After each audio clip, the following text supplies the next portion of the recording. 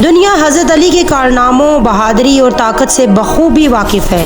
چاہے جنگ خیبر میں یہودیوں کی سب سے طاقتور پہلوان سمجھے جانے والے مرہب کو بچھاڑنا ہو یا خیبر کے دروازے کو اپنے بازو سے اکھاڑنا ہو، یہ سب حضرت علی کی طاقت کا ایک چھوٹا سا حصہ ہے۔ اس کے علاوہ وہ جنگ خندق میں عمر ابن عبدود، جو کہ ہزاروں کے لشکر سے اکیلا جنگ لڑا کرتا تھا اور اس پر کفار و مشرک بڑا فخر کیا کرتے تھے، اور جس نے جنگ خندق میں مسلمانوں کو للکار کر کہا تھا کہ ہے کوئی ایسا بہادر جو اس کا سامنا کر سکے۔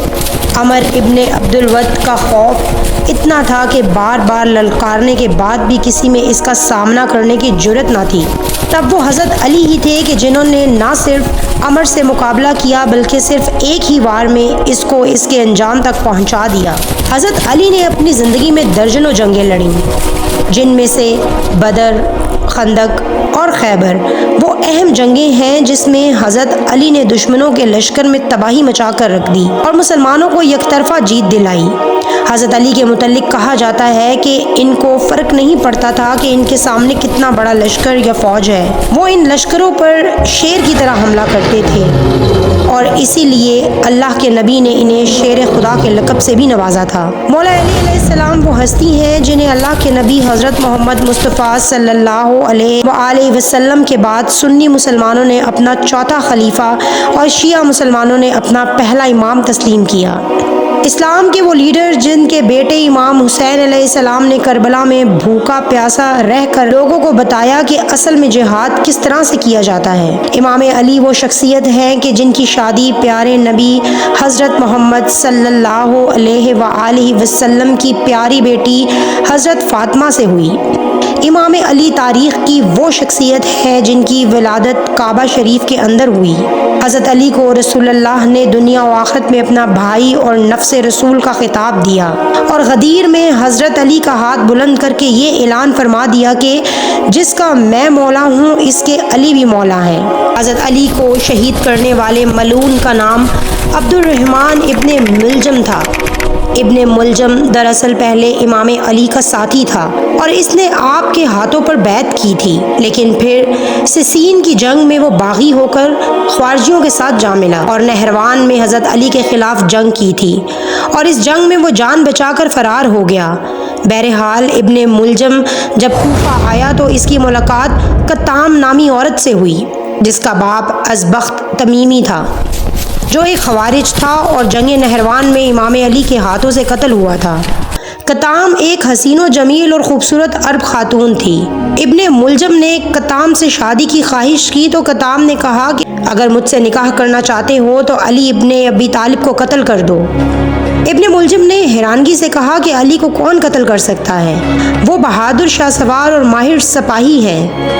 کتام بولی لیکن علی کو تمہیں ضرور قتل کرنا ہوگا کیونکہ اس نے میرے باپ کو قتل کیا ہے، لہٰذا ابن ملجم اس سے نکاح کی خاطر اس بات پر تیار ہو گیا۔ کتام نے مزید 2 آدمی جن کا نام وردان اور شبیب تھا انہیں ابن ملجم کے ساتھ بھیجا، اور 19 رمضان المبارک کو صبح ابن ملجم مسجد میں جا پہنچا۔ اس نے ایک کپڑے میں زہر سے بھجی تلوار کو لپیٹ کر چھپا لیا تاکہ موقع ملتے ہی امام علی علیہ السلام پر وار کر سکے۔ عبد الرحمن ابن ملجم وہی شخص ہے جس کے متعلق نبی کریم صلی اللہ علیہ وآلہ وسلم نے پہلے ہی پیشن گوئی کر دی تھی، لہٰذا احادیث میں روایت ہے کہ نبی صلی اللہ علیہ وآلہ وسلم نے فرمایا، گزشتہ امتوں میں بدبخت ترین شخص وہ تھا جس نے صالح علیہ السلام کی اونٹنی کو مارا تھا، اور آخری امت میں بدبخت ترین شخص وہ ہوگا جو علی علیہ السلام کی داڑھی کو خون سے رنگ دے گا۔ یہ سن 40 ہجری کا سال تھا اور ماہ رمضان کے آغاز پر امام علی رضی اللہ تعالیٰ عنہ کی عمر 63 برس کی ہو چکی تھی۔ معمول کے مطابق اپنے بچوں کے گھروں پر آپ افطاری فرمایا کرتے تھے اور غذا کے 3 لقمے ہی کھایا کرتے تھے۔ 3 لقموں سے زیادہ آپ کھانا تناول نہیں فرماتے تھے۔ ایک رات امام علی کے بچوں نے کم غذا کھانے کی وجہ پوچھی تو فرمایا، اب کچھ وقت ہی رہ گیا ہے، خدا تعالیٰ کا امر آن پہنچا ہے اور مجھے یہ بات پسند ہے کہ اس حالت میں میرا پیٹ خالی ہو۔ 19 رمضان کی رات آپ اپنی بیٹی ام کلثوم کے گھر پر مہمان تھے۔ بیٹی نے طبق میں 2 جو کی روٹیاں، دودھ اور نمک پیش کیا تو آپ رضی اللہ تعالیٰ عنہ نے غذا کو غور سے دیکھا اور فرمایا دودھ کا پیالہ اٹھا لو، اور روٹی اور نمک سے افطار فرمایا۔ افطاری کے بعد نماز میں مشغول ہو گئے۔ امام ساری رات بیدار رہے اور رکوع و سجود اور دعا کرتے رہے، اور اس رات تھوڑی تھوڑی دیر کے بعد حجرے سے باہر تشریف لے جاتے اور آسمان کی طرف نگاہ بلند کرتے ہوئے فرماتے، خدا کی ایک قسم، یہ وہی رات ہے جس کا میرے محبوب نے مجھ سے وعدہ کیا تھا۔ رات ڈھلنے لگی تو آپ رضی اللہ تعالیٰ عنہ نماز فجر کی ادائیگی کے لیے گھر کے دروازے سے باہر نکلے۔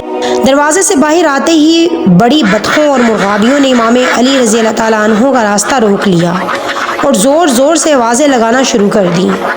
لوگوں نے انہیں امام علی سے دور کرنا چاہا تو فرمایا، ان کو چھوڑ دو، یہ نوحہ کر رہی ہیں۔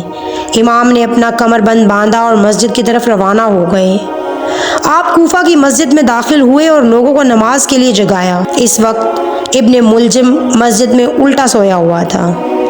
امام نے اسے بھی جگایا اور فرمایا، اللہ کے گھر میں اس طرح نہ سو اور نماز ادا کرو۔ آپ رضی اللہ تعالیٰ عنہ نماز فجر کے لیے امامت پر کھڑے ہوئے، اور جب پہلی رکعت کے پہلے سجدے میں سر اٹھایا تو ابن ملجم ملعون نے تلوار چلا کر وار کیا اور آپ کے سر پر ایک کاری ضرب ماری جو آپ رضی اللہ تعالیٰ عنہ کی پیشانی پر لگی، اور امام نے فرمایا، رب کعبہ کی قسم میں کامیاب ہو گیا، اور محراب مسجد میں زمین پر گر پڑے۔ لوگ چلا رہے تھے کہ اس ملعون کو پکڑو۔ ابن ملجم نے بھاگنے کی کوشش کی، مسجد میں صدائیں بلند ہوئیں اور کچھ لوگ اس کے پیچھے بھاگے، جبکہ کچھ لوگوں نے امام علی رضی اللہ تعالیٰ عنہ کو سنبھالا۔ آپ کے زخم سے جیسے ہی خون کے دھارے پھوٹے تو زمین لرز اٹھی، سمندر طوفانی ہو گئے، آسمان متزلزل ہوا اور مسجد کے دروازے شدت سے ٹکرانے لگے۔ کالی آندھیاں چلیں اور ہر سمت تاریکی چھا گئی۔ دوسری طرف ابن ملجم ملعون جو بھاگنے کی کوشش میں تھا، لوگوں کے ہاتھوں گرفتار ہو گیا۔ خوف کے مارے اس کی آنکھیں سرخ ہو گئیں، گویا حلقوں سے باہر نکل رہی تھیں۔ اسے مسجد میں پیش کیا گیا۔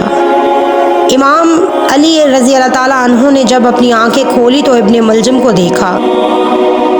آپ نے کمزور آواز سے اور مہربانی سے فرمایا، اے مرد، تو نے بہت بڑا گناہ کیا ہے، تو نے ایک بہت گھنونا عمل انجام دیا ہے۔ زخمی حالت میں امام علی رضی اللہ تعالیٰ عنہ کو گھر لایا گیا۔ امام حسن نے آپ کے سامنے دودھ کا پیالہ پیش کیا تو آپ نے فرمایا، اے میرے بیٹے، جاؤ اور پہلے قیدی کو پلاؤ۔ پھر امام نے اپنے فرزند کی طرف رخ کر کے اس ملعون کے حق میں سفارش فرمائی کہ اے میرے بیٹے، اپنے قیدی کے ساتھ مہربانی سے پیش آؤ اور اس کے ساتھ نیکی، شفقت اور رحم دلی سے سلوک کرو۔ اگر میں دنیا سے چلا گیا تو اس کا قصاص کرو اور اسے ایک ضرب سے قتل کر دو۔ اسے آگ میں نہ جلاؤ اور اس کے اعضاء مت کاٹو۔ جناب حنفیہ فرماتے ہیں کہ 20 رمضان کی رات ہم نے اپنے بابا کے ساتھ جاگتے ہوئے گزاری۔ زہر کے اثرات پورے جسم میں پھیل چکے تھے۔ آپ رضی اللہ تعالیٰ عنہ نماز میں مشغول رہے اور وصیتیں کرتے رہے۔ 21 رمضان المبارک کی رات آپ رضی اللہ تعالیٰ عنہ کی روح اقدس اس دنیا سے پرواز کر گئی، اور اس طرح اس رات مسلم تاریخ کی سب سے عظیم فاتح اور مومنین کے مولا اس دنیا سے رخصت ہو گئے۔ امام علی کی شہادت کے بعد امام حسن رضی اللہ تعالیٰ عنہ نے ابن ملجم کو تلوار کے ایک ضرب سے قتل کر دیا، اور غیظ و غضب سے بھرے ہوئے لوگوں نے اس کی لاش کو جلا دیا۔ امام علی جیسے شیر سے میدانی جنگ میں مقابلہ کرنا کسی کے بس کی بات نہ تھی۔ یہی وجہ تھی کہ خارجیوں نے آپ پر چھپ کر وار کیا اور آپ کو شہید کر دیا۔ کعبہ میں ولادت اور مسجد میں شہادت، یہ امام علی کے رتبے اور مرتبے کو بتانے کے لیے کافی ہے۔ بے شک شہادت بہادر کی وراثت ہوا کرتی ہے۔